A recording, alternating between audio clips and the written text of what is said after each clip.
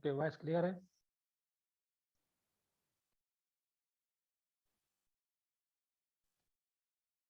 Voice clear है?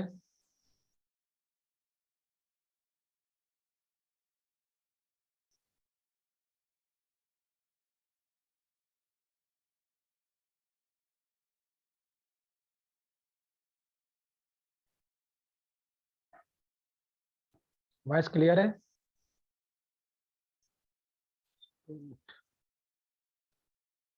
Yes sir. Okay okay okay, thank you.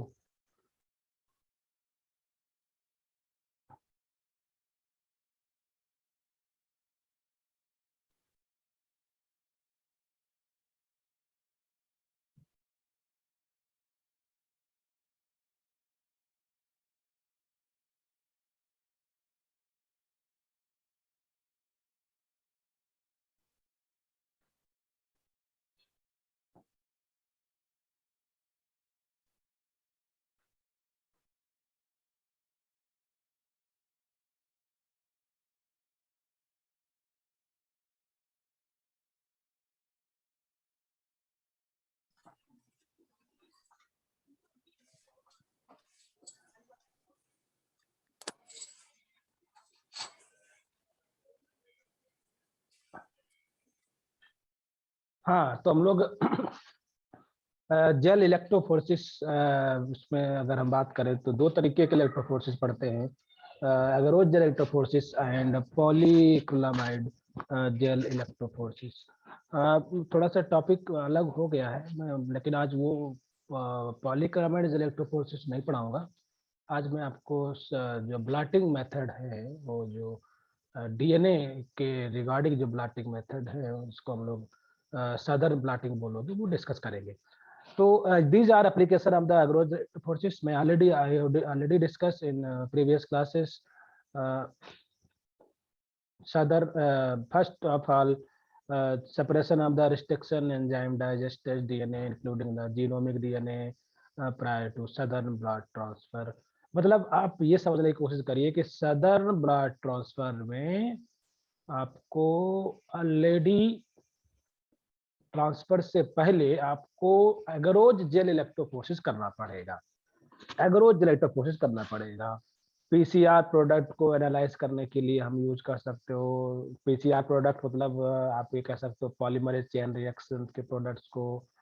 Molecular size कितना है वो लैडर यूज करके हम लोग पता कर सकते हो। क्वांटिटी और क्वालिटी भी हम लोग इससे पता कर सकते हैं। These are some application of the agarose gel electrophoresis. Okay, now this application linked with the southern blotting technique. Southern blotting technique, देखो सदर्न ब्लॉटिंग टेक्निक को अगर हम देखें तो इसमें दो पार्ट आपको मिलेंगे, दो पार्ट्स मिलेंगे। देखो Southern blotting technique including the two different technical approaches to different technical parts. One is a agarose gel electrophoresis. Agarose gel electrophoresis.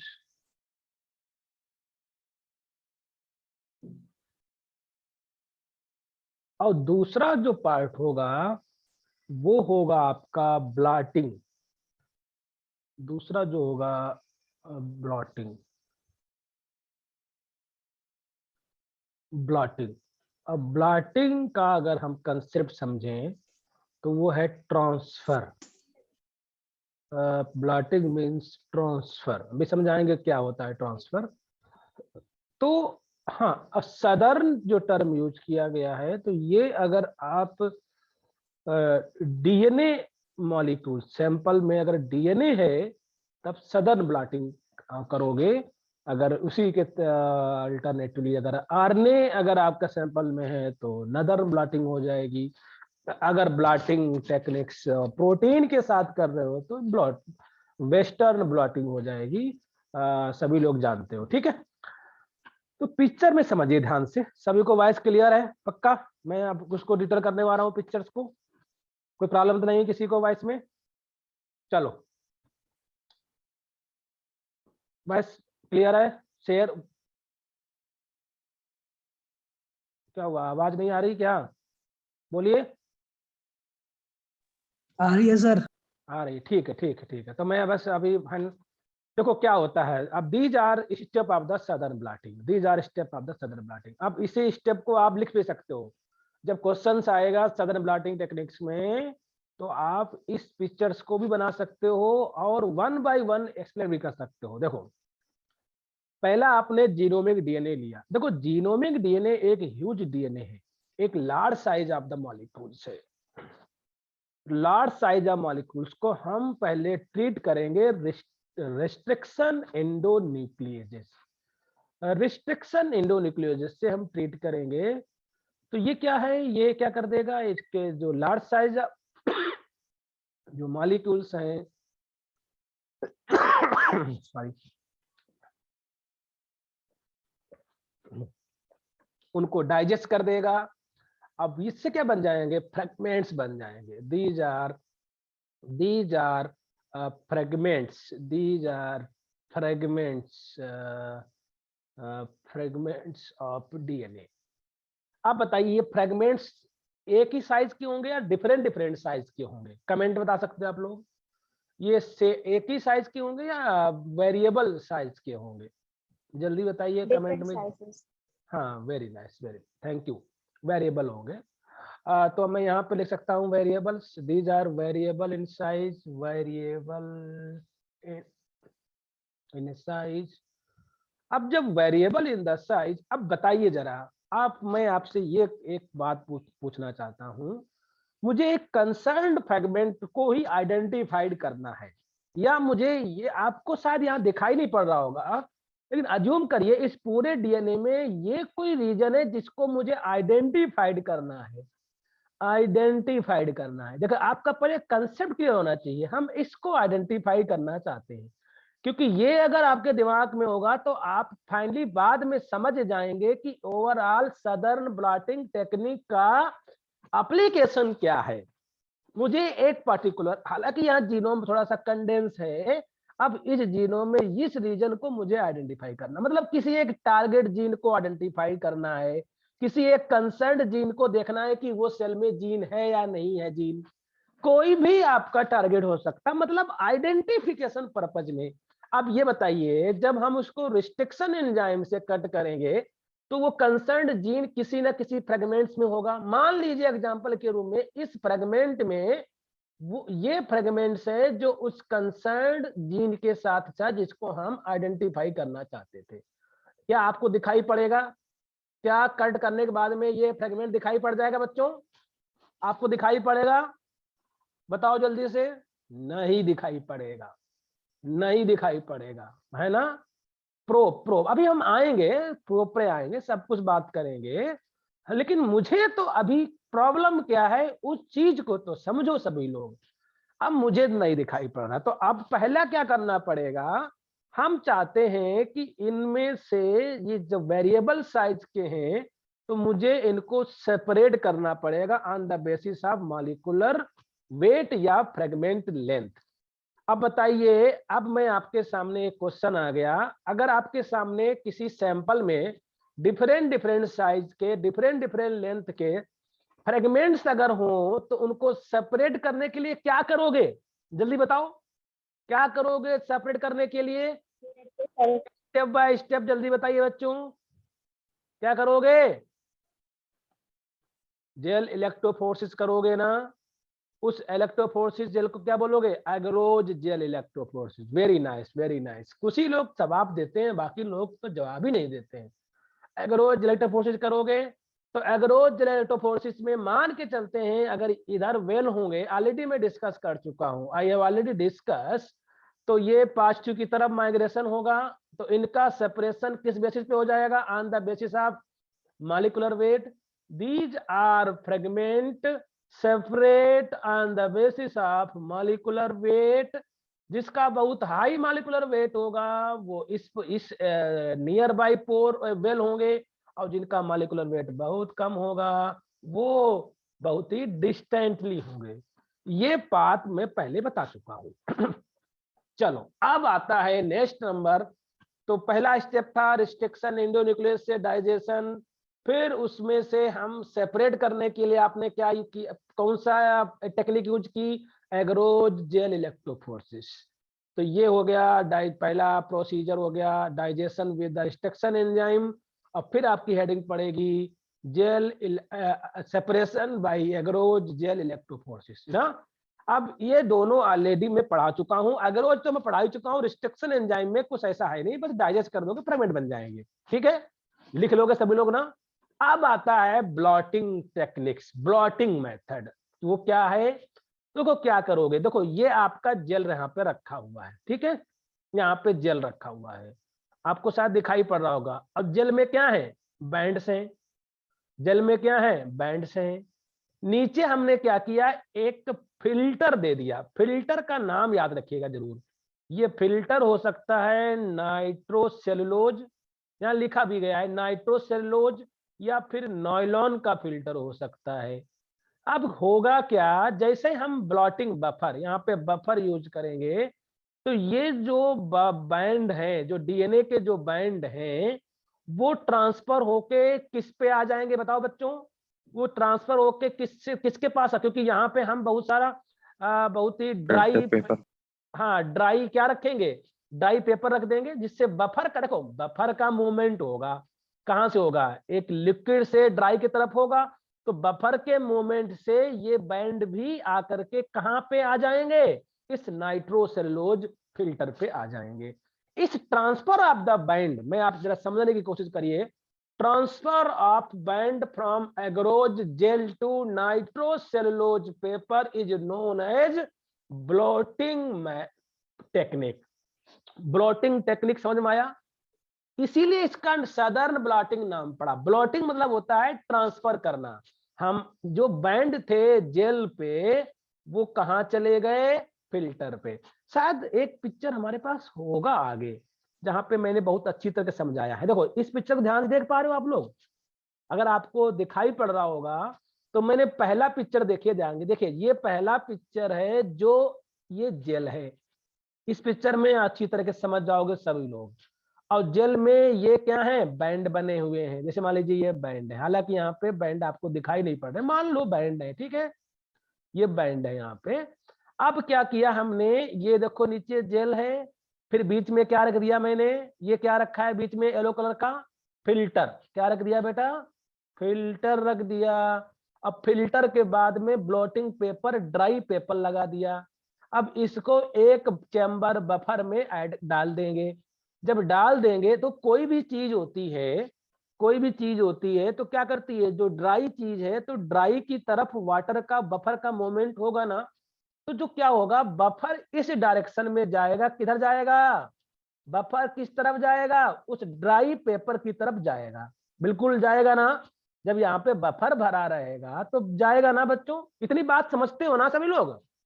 तो जैसे बफर यस जाएगा सर। तो जेल पे जो बैंड बने हैं वो कहां पे आ जाएंगे, देखो जेल में पोर हैं, देखो जेल से आसानी से बैंड निकल सकते क्योंकि वो पोर है, पोर से निकल सकते हैं, लेकिन फिल्टर में पोर नहीं है, वो आकर के फिल्टर में आके फंस जाएंगे। किसका फिल्टर है, नाइट्रोसेलुलोज फिल्टर, नाइट्रोसेलुलोज फिल्टर आके यहाँ पे फैट जाएंगे। अब उसको हम उसको फिल्टर को अलग कर लेंगे। अब हमारे बैंड कहाँ आ गए बताओ बच्चों, वो आ गए हैं नाइट्रोसेलुलोज फिल्टर पे आ गए। चलिए आगे क्या स्टेप क्या करेंगे, अब मुझे क्या करना था, वही बैंड मुझे देखना है, वही देखना है ना। हम क्या करेंगे, अब प्रोब यूज करेंगे, प्रोब यूज करेंगे। तो यहाँ पे जो फोर्थ में आ गया कि आप क्या करोगे, hybridise with the unique nucleic acid probe. Probe क्या होता है समझ लीजिएगा, जैसे मान लीजिए ये एक प्रोब है, प्रोब कुछ नहीं होता है कि न्यूक्लिक एसिड एक ओलिगोमर होते हैं, ये प्रोब है, दिस इज ए प्रोब, इसको हमने प्रोब बोल दिया, ठीक है। लेकिन जो प्रोब होता है वो रेडियो लेवल होता है बेटा, कैसा होगा, मान लीजिए ये रेडियो लेवल है, this is radio level, radio level. Probe कैसा होगा, रेडियो लेवल होना चाहिए, रेडियो लेवल। अब देखो प्रोब, प्रोब का सीक्वेंस जो होता है नोन होता है, पहली बात तो सीक्वेंस कैसा होना चाहिए, सीक्वेंस कैसा होना चाहिए, नोन होना चाहिए। अब प्रोब डिजाइन किए जाते हैं आपके अनुसार, ये डिजाइन किए जाते हैं आपके अनुसार। मतलब ये होता है, जैसे मान के चलते हैं मुझे जिस जीन को पता करना है तो उसी के कॉम्प्लीमेंट्री प्रोब होगा। तो जो प्रोब होगा वो क्या होगा, complementary, complementary, complementary to target, target, target gene, जो भी सीक्वेंस के जिसको आइडेंटिफाई उसके कॉम्प्लीमेंट्री होगा। हालांकि ये डबल स्टैंडर्ड नहीं होगा, होगा सिंगल स्टैंडर्ड। मैंने यहाँ पे डबल बना दिया है, इसको आप सिंगल कर लेते हैं, ठीक है। These are single standard, double हो जाएगा तो हाइब्रिडाइज नहीं करेगा ना, दीज आर सिंगल स्टैंडर्ड। तो प्रोब समझ में आया, प्रोब क्या है, एक रेडियो लेबल ओलिगो न्यूक्लियोटाइड होगा जो क्या होगा, कॉम्प्लीमेंट्री टू टारगेट जीएनए, ठीक है। अब वो केवल उसी जीन से बाइंड करेगा जिसके कॉम्प्लीमेंट्री होगा। कॉम्प्लीमेंट्री सेंस ये मान के चलते हैं, जैसे मान के चलते हैं ये प्रोब है, यहाँ पे एडेनिन है, थाइमिन है, साइटोसिन है, ग्वानिन है, एडेनिन है, साइटोसिन है, थाइमिन है, ग्वानिन। तो जो अगर कहीं डीएनए में, अगर कहीं डीएनए में ये सीक्वेंस इसका कॉम्प्लीमेंट्री ए, इसके जी, इसका सी, इसका टी, इसका जी, इसका ए, इसका सी, अगर कहीं डीएनए में, अगर कहीं फ्रेगमेंट्स में ये सीक्वेंस अगर होगा तो ये प्रोब क्या कर जाएगा बेटा, उससे बाइंड कर जाएगा, हाइब्रिडाइज कर जाएगा ना बेटा। और अगर नहीं होगा तो नहीं करेगा। ये है प्रोब, ये है प्रोब। ये समझ में आया कंसेप्ट सबको, समझ में आया, प्रोब का कंसेप्ट समझ में आया। प्रोब एक क्या है, एक radio level oligo, oligo nucleotide से जो एक कॉम्प्लीमेंट्री होगा एक desire of the gene, desire of the sequence. Is clear, यहां तक समझ में आया प्रोब के बारे में। अब हम यहाँ पे प्रोब ऐड कर दिया, हमने प्रोब ऐड कर दिया। अब प्रोब ऐड करने से यहाँ पे क्या करेंगे, अब प्रोब जो अगर उसमें कॉम्प्लीमेंट्री सीक्वेंस होगा, अगर उसमें कहीं पे भी कॉम्प्लीमेंट्री सीक्वेंस होगा तो वो हाइब्रिडाइज कर जाएगा। मान लो ये हाइब्रिडाइज कर गए, जहां जहां कॉम्प्लीमेंट्री सीक्वेंस मिला वहां वहां हाइब्रिडाइज कर गए। ऐसे तो बहुत सारे बैंड थे ना जहां पे हाइब्रिडाइज, जहां पे कॉम्प्लीमेंट्री मिला, जब तब क्या करेंगे, हम उसको ऑटो रेडियोग्राफी करेंगे। हालांकि ये ऑटो रेडियोग्राफी वाला जो कंसेप्ट है मैं आगे पढ़ाऊंगा। ऑटो रेडियोग्राफी, ऑटो रेडियोग्राफी करेंगे, मतलब expose to X-ray film, X-ray film में एक्सपोज करेंगे तो मुझे क्या करेगी, आपको ये जो रेडियो लेवल होते हैं ये एक्सपोज होंगे, ये दिखेंगे, फ्लोरिसेंट करेंगे, दिखेंगे आसानी से। आप प्रोब सिंगल स्टैंड होगा, हाँ बिल्कुल मैंने बोल दिया ना, प्रोब सिंगल स्टैंड होगा, सिंगल स्टैंड होगा तब हाइब्रिडाइज करेगा। यहाँ आराम से ये दिखेंगे। ऑटो रेडियोग्राफ मतलब ऑटो रेडियोग्राफी एक अपने आप में एक टेक्निक और आ गई। तो ये बताइए जरा यहाँ पे कितनी टेक्निक्स इंक्लूड हुई वेस्टर्न, सॉरी सदर्न ब्लॉटिंग में। एक तो आ गया अगरोज जेल इलेक्ट्रोफोरेसिस, दूसरा है ब्लॉटिंग, तीसरा है ऑटो रेडियोग्राफी, कितने, तीन ना। अगर और माने तो एक पहला एक प्रोसेस था जिसका नाम था digestion with destruction enzymes. Okay, अब मैं पुराने वाले पिक्चर में आता हूं जो समझने वाली बात थी। देखो अब यहां पे क्या किया आपने, जब ये आ गए बैंड, किस पे आ गए बताओ जरा, बैंड किस पे आ गए, ये आ गया नाइट्रोसेलुलोज पेपर। ये पुराना जो मैं बता रहा था मैं उसे बात कर रहा हूं ना, नाइट्रोसेलुलोज पेपर आ गए। ये क्या मैंने ऐड किया, 32P, मतलब प्रोब। देखो क्या होता है, प्रोब कुछ नहीं है, प्रोब एक डीएनए है ना, तो डीएनए में भी तो आपको क्या होगा, फास्फोरस इंड होगा ना, फास्फेट इंड होता है ना डीएनए में, ये डीएनए है प्रोब। तो डीएनए में जो फास्फोरस होगा वो 32 होगा, 32 तो अगर रेडियो लेवल, रेडियो लेवल होगा ना। जैसे इसको हम प्रोब ऐड कर देंगे तो इसको हम एक्सपोज करेंगे किससे, एक्सरे फिल्म से, तो मुझे ये यहाँ पे दिखेगा। अगर यहाँ पे ये दिख रहा है तो जरा बताइए, मुझे जवाब दीजिए सभी लोग, अगर यहाँ पे प्रॉपर तरीके से दिखे जाए कि यहाँ पे कोई भी एक्टिविटी है, प्रॉपर एक फ्लोरेसेंस दिखे एक्सरे फिल्म में, इसका मतलब क्या समझते हो, इसका मतलब ये है कि जो प्रोब का कॉम्प्लीमेंट्री सीक्वेंस इस जीनोमिक डीएनए में प्रेजेंट है या नहीं है। आपका जवाब यस और नो में चाहिए। उस प्रोब यस जो सीक्वेंस नॉन सीक्वेंस था उसका कॉम्प्लीमेंट्री सीक्वेंस जीनोमिक डीएनए में है या नहीं है ना। और अगर यहाँ पे कोई भी रिजल्ट नहीं दिखाई पड़ता, मान लीजिए हम इसको हटा देते हैं, मान लीजिए दिखाई नहीं पड़ा कोई भी एक्टिविटी, क्योंकि तब हम क्या समझते हैं कि जीनोमिक डीएनए में उस प्रोब का कॉम्प्लीमेंट्री सीक्वेंस है या नहीं है। तो आप ये बताइए मोटा मोटा कि सदर्न ब्लॉटिंग टेक्निक्स का एप्लीकेशन क्या हुआ। To identified the particular sequence of genomic DNA, to identified the gene either present or not in the genomic DNA. मान लो मैंने आपको एक जीनोमिक डीएनए दे दिया, मैंने आपको एक बैक्टीरिया दे दिया, और मैं आपसे पूछ रहा हूं कि बताओ इस बैक्टीरिया में ये जीन है या नहीं है। तो बताओ बेटा क्या कर सकते हो, सदर्न ब्लॉटिंग करके पता कर सकते हो ना। सदर्न ब्लॉटिंग में क्या करोगे, पहले बोलोगे सर कौन सा जीन, तो आप उसका पता होना चाहिए ना कि वो सीक्वेंस, तो उसके लिए क्या करोगे, आपके पास प्रोब बता होना। देखो मेन खेल अगर देखें, पूरा खेल क्या है, वो है प्रोब। प्रोब का डिजाइन बनाना, प्रोब को किस सीक्वेंस क्या होना, उसी बेसिस पे उसका कॉम्प्लीमेंट्री उसमें है। देखो बैंड तो बहुत सारे बनते हैं, बैंड तो बहुत सारे बनते हैं, ये बैंड दिखाई पड़ रहे हैं ना, देखिए बहुत छोटे छोटे बैंड है ना। लेकिन हमारे लिए क्या कोई ऐसा बैंड जिसमें इस प्रोब का कॉम्प्लीमेंट्री सीक्वेंस है या नहीं, वो पता करना जरूरी है। अच्छा ये बताइए जरा, अगर हम ये ब्लॉटिंग ना करते तो क्या हम समझ पाते कि क्या किसी बैंड में वो कॉम्प्लीमेंट्री सीक्वेंस जिसको हम जानना चाहते वो है या नहीं, क्या ये पता कर पाते। इतने सारे बैंड आप कह पाते कि उसमें है या नहीं। इसीलिए प्रोब का होना जरूरी था, जिससे ये क्लियर हो जाएगा कि जब हम एक्सरे एक्सपोज टू एक्सरे करेंगे तो यहाँ पे प्राकृतिक तरीके से दिखेगा।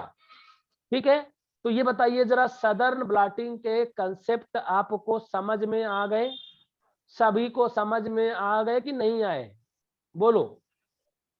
जितना कंसेप्ट था सभी को समझ में आ गया सदर्न ब्लॉटिंग का। अब ये जो मैटर है आपका लिखने वाला है, वो ऑलरेडी आप लिख, यस सर आपको मैं फाइल भेज दूंगा, आप लिख लीजिएगा। थ्योरी का पार्ट है, मतलब मैंने आपको समझाने वाला जितना कंसेप्ट था वो मैंने समझा दिया। ठीक है, तो अब देखिए जरा कुछ मोटे मोटे पॉइंट्स देख लीजिए जरा। देखो सदर्न ब्लॉटिंग किसके लिए करते हैं, डीएनए के लिए। कुछ नए पॉइंट्स तो नहीं है।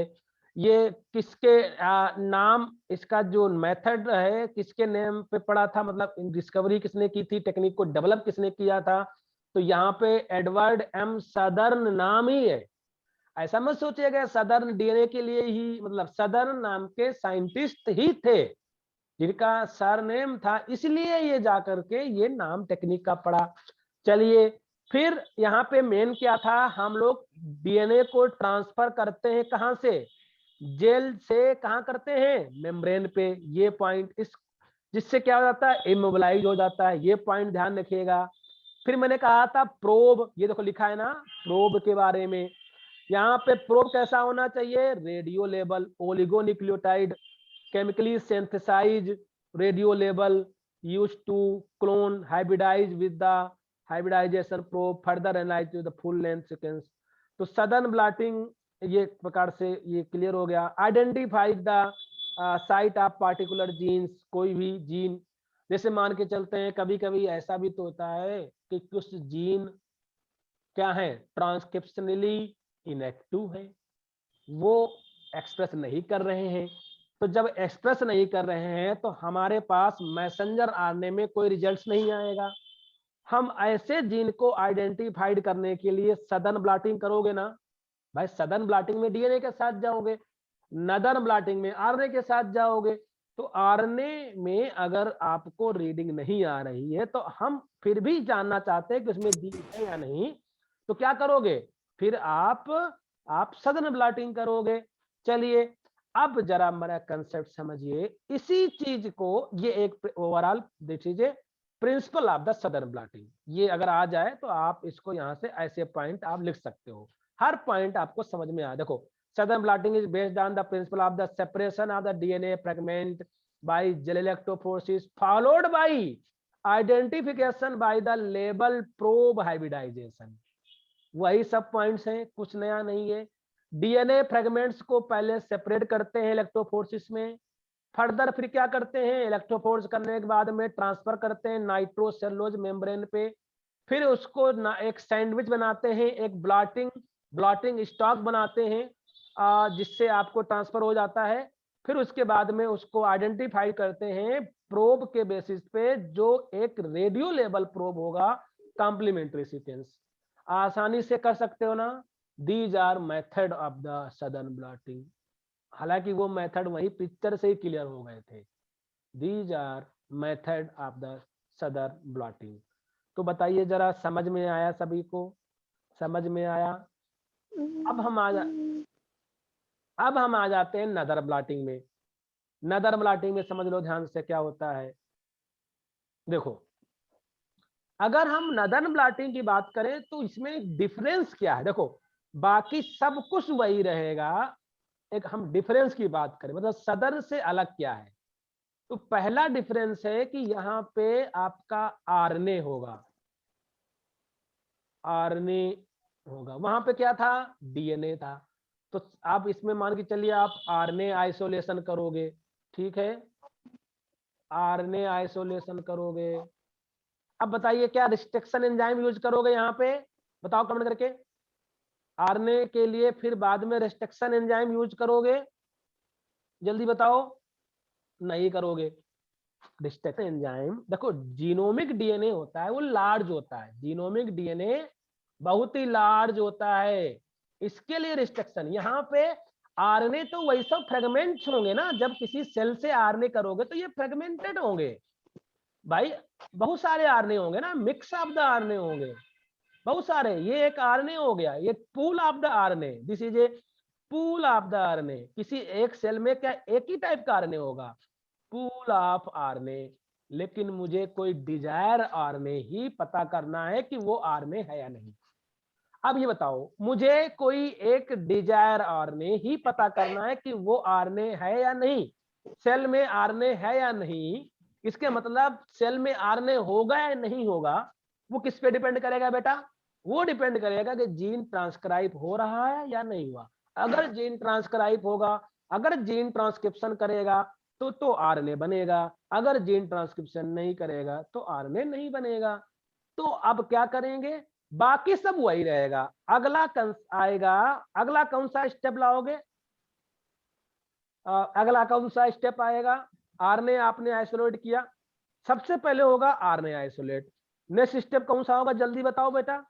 सब वही, देखो बाकी कंसेप्ट रिपीट हो रहे हैं, अब आप आंसर नहीं दे रहे हो कमेंट में, गलत बात है। अगला स्टेप कौन सा होगा, हाँ electrophoresis. Very nice Supriti, very nice, मतलब सेपरेशन ना। तो हम कह सकते हो इलेक्ट्रोफोर्सिस। अब इलेक्ट्रोफोर्सिस के बारे में हम बार बार नहीं बताएंगे। इलेक्ट्रोफोर्सिस, इलेक्ट्रोफोर्सिस क्यों किया आपने, क्योंकि हम चाहते हैं कि ये साइज के बेसिस पे सेपरेट हो जाएं, सेपरेट हो जाएं। नेक्स्ट स्टेप कौन सा करोगे, जल्दी बताओ, फिर क्या करोगे, नेक्स्ट स्टेप कौन सा होगा। हाँ ब्लॉटिंग, उसको बोलते हो ब्लॉटिंग ना, एक टर्म बोले तो क्या बोलते हो उसको, ब्लॉटिंग। ब्लॉटिंग करोगे। देखो लिखा भी है, ऐसा नहीं है कि लिखा नहीं है, लेकिन अगर आप लोग खुद दिमाग लगा के सोचोगे, अगर आप लिखी हुई चीजों को ना ध्यान देकर, तो आपके लिए आसान हो जाएगा। ब्लॉटिंग कर दोगे। ब्लॉटिंग के बाद क्या नेक्स्ट स्टेप कौन सा आएगा, जल्दी बताओ। Labelling with probe, probe add करोगे, बिल्कुल बिल्कुल, very nice very nice very nice Shivani Singh. Probe, probe. अब देखो मुझे लग रहा है सब खेल प्रोब का ही तो है।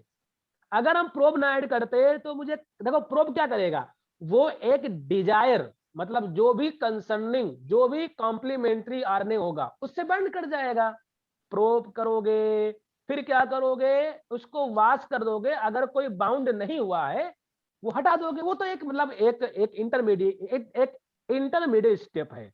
नेक्स्ट मेजर स्टेप क्या आएगा, नेक्स्ट मेजर स्टेप क्या आएगा, वो आएगा auto radio, radiography, auto radiography. ये एक डिटेक्शन मेथड है, ये डिटेक्शन मेथड है।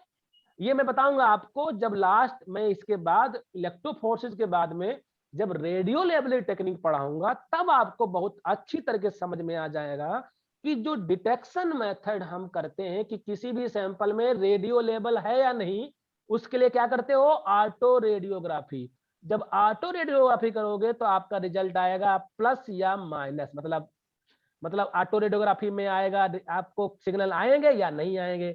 अगर सिग्नल आ जाते हैं तो इसका मतलब क्या हुआ, इसका मतलब क्या हुआ, इसका मतलब क्या, जल्दी बताओ। अगर रिजल्ट्स में प्लस आ जाता है इसका मतलब क्या हुआ, कुछ तो कंसर्न सोचा होगा करते समय। रिजल्ट आ गया बस खुशी मना लिया, कुछ तो सोचा होगा, जल्दी बताओ। अगर अगर प्लस आ जाता है इसके मतलब जान तो क्या हुआ कि उस पर्टिकुलर सैंपल में उस प्रोब के कॉम्प्लीमेंट्री जो सीक्वेंस है वो प्रेजेंट है। इसके मतलब जीन का जो फंक्शन है वो उसका जो कंसर्न्ड जीन होगा, वो जो कंसर्न्ड जीन होगा वो एक्टिव माना जाएगा या इनएक्टिव माना जाएगा ट्रांसक्रिप्शन के रिस्पेक्ट में, जल्दी बताओ। अगर आरएनए मुझे प्लस मिल गया कि आरएनए प्रेजेंट है तो मैं क्या मानूं, उससे कंसर्न्ड जीन क्या है, ट्रांसक्रिप्शनली एक्टिव है। अब जरा ये बताओ कोई जीन ट्रांसक्रिप्शनली एक्टिव है या नहीं है, इसको पता करने के लिए नदर्न ब्लॉटिंग कर सकते हो। आपका जवाब यस और नो में चाहिए, जल्दी बताओ। नदर्न ब्लॉटिंग कर सकते हो, बिल्कुल कर सकते हो। Yes sir. कोई भी जीन कितना क्वांटिटी के रूप में, मतलब उसका ट्रांसक्रिप्शन लेवल कितना है, मतलब कितना ट्रांसक्रिप्शनल लेवल है, क्या हाइपर एक्टिवेट तो नहीं है कोई जीन, उसके लिए नदर्न ब्लॉटिंग कर सकते हो। यस या नो में जवाब दीजिए। क्वांटिटेटिव अगर पता करना हो जीन क्वांटिटेटिवली एक्सप्रेस कर रहा है उसके लिए हम नदर्न कर सकते हो, बिल्कुल कर सकते हो। इतने फायदे हैं ना नदर ब्लॉटिंग के। तो these are some application of northern blotting, these are some applications of। तो ऑब्जर्व द जीन एक्सप्रेशन, किसी भी जीन एक्सप्रेशन को पता कर सकते हैं कि भैया वो जीन कहाँ एक्सप्रेस कर रहा है, टिश्यू में कर रहा है, आर्गन में कर रहा है, कौन से स्टेज में कर रहा है। हमको नहीं पता कि जीन कौन सी स्टेज में कर रहा है भाई, जीन की कौन सी स्टेज में, मतलब हो सकता है कोई जीन स्ट्रेस देते हो तब एक्सप्रेस करता हो ना, तो अगर स्ट्रेस देने पे कोई जीन एक्सप्रेस कर रहा है, स्ट्रेस प्रेजेंट है तो एक्सप्रेस कर रहा है, स्ट्रेस एब्सेंट है तो एक्सप्रेस नहीं कर रहा है, तो इसको कैसे पता करोगे, नदर्न ब्लॉटिंग। कैसे करोगे, नदर्न ब्लॉटिंग। भाई जब एक आप क्या करोगे, एक बार स्ट्रेस दे करके नदर ब्लॉटिंग करोगे और एक बार बिना स्ट्रेस दे करके नदर ब्लॉटिंग कर लोगे। अगर दोनों में डिफरेंस मिल गया, अगर दोनों में डिफरेंस मिल गया कि स्ट्रेस में आरने दिखा, मतलब आरने नहीं दिखेगा, मतलब ऑटो रेडियोग्राफी में रिजल्ट्स मिला, और जब स्ट्रेस नहीं था तो आप क्या समझोगे कि वो जीन कब एक्सप्रेस कर रहा है बेटा, जब स्ट्रेस होता है। बिल्कुल बिल्कुल, वेरी नाइस वेरी नाइस, बहुत अच्छे बच्चे। चलो, कोई भी जीन ओवर एक्सप्रेस करने लगे उसको पता कर सकते हो, और ओवर एक्सप्रेशन वाला जानते हो कौन सा, आनकोजीन्स। आनकोजीन्स वो जीन होते हैं जो ओवर एक्सप्रेस करते हैं जिससे कैंसर हो जाता है। किसी कैंसरस जीन को पता करने के लिए कि क्या ये जीन का बिहेवियर चेंज हुआ, क्या जीन अपना ओवर एक्सप्रेस तो नहीं करने लगा जिसके कारण उसको कैंसर हो गया, नदर ब्लॉटिंग कर सकते हो। कोई जीन डाउन रेगुलेट हो गया हो, मतलब उसका एक्सप्रेशन कम हो गया हो, जैसे tumour suppressor gene. Tumour suppression gene क्या होते हैं, मान के चलिए वो एक्सप्रेस करते रहते हैं लेकिन किसी कारणवश उसमें एक्सप्रेशन नहीं हो पा रहा हो। अगर एक्सप्रेशन नहीं हो पा रहा हो तो मुझे नदर ब्लॉटिंग में रिजल्ट्स कम मिलेगा या नहीं मिलेगा ना।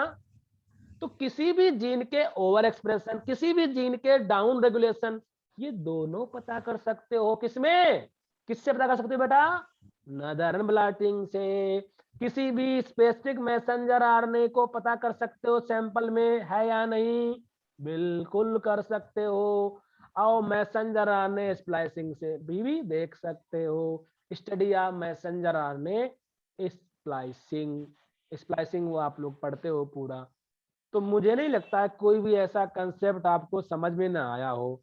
नेक्स्ट क्लास में क्या पढ़ेंगे वो समझ लो। नेक्स्ट क्लास में पढ़ेंगे दूसरे टाइप का जेल इलेक्ट्रोफोरेसिस, उसको बोलते हैं पॉली एक्रिलामाइड जेल इलेक्ट्रोफोरेसिस। इसी के साथ एग्रोज जेल इलेक्ट्रोफोरेसिस कंप्लीट हुआ। एग्रोज इलेक्ट्रोफोरेसिस का एक एप्लीकेशन था सदर्न ब्लॉटिंग और नदर्न ब्लॉटिंग। एग्रोज में डीएनए भी हो सकता है, आरएनए भी हो सकता है, मैंने बताया था। आरएनए भी हो सकता है, डीएनए भी हो सकता है, साथ ही साथ वो भी हो सकता है। तो दोनों चीजें समझ में आ गई। हम नेक्स्ट टाइम से इसको पढ़ेंगे। अटेंडेंस सीआर ले लीजिए और मुझे भेज दीजिएगा। कोई डाउट हो तो जल्दी बताओ, मेरे पास 2 मिनट का समय है, जल्दी बताओ। अगर नहीं डाउट हो, सर आप पीडीएफ सबकी एक साथ, हाँ अभी मैं इसकी भेज दूंगा। भाई जितना प्रिपेयर हो गया है उतना तो मैं भेज ही दूंगा, ठीक है। और फिर आगे जैसे जैसे चेंज आगे बढ़ता जाएगा, मतलब मैटर बढ़ता जाएगा, वैसे वैसे आगे भेज देंगे, ठीक है। इसको मैं अभी भेज दूंगा पूरा इलेक्ट्रोफोर्सिस का पीडीएफ। आपको कहीं समझ में ना आया तो बताओ। Chandani Verma sir last class के पीडीएफ भी, हाँ मैं शुरू से भेज दूंगा। इलेक्ट्रोफोर्सिस से भेजूंगा, माइक्रोस्कोपी के तो पहले भेज चुका हूं ना अवंतिका। अवंत हाँ, माइक्रोस्कोपी का तो मैं भेजूं, इलेक्ट्रोफोर्सिस भेजना है ना? यस सर, माइक्रोस्कोपी का भेज दिया। बस बस बस, वेरी नाइस वेरी नाइस। चलो, तो उम्मीद करते हैं कि पूरा समझ में आ गया आपको, कोई डाउट नहीं है, अच्छा लगा आप लोगों को इलेक्ट्रोफोर्सिस के साथ रहते हुए। तो कल हम लोग मिलेंगे दूसरे टाइप के इलेक्ट्रोफोर्सिस। देखो टेक्निक को ऐसे पढ़ोगे तो समझ में आ जाएगा, टेक्निक्स का एप्लीकेशन बहुत इंपॉर्टेंट होता है। चलो, तो इसी के साथ हम लोग मीटिंग एंड करते हैं। अटेंडेंस ले लिया? अटेंडेंस ले लिया सीआर ने? अगर सीआर नहीं है तो उसके दूसरे कोई ना कोई हो जो ये काम कर सकता है। सीआर नहीं है तो आप कोई दूसरा ले ले अटेंडेंस। ठीक है, और thank you so much, thank you so much. चलो एंड करते हैं मीटिंग।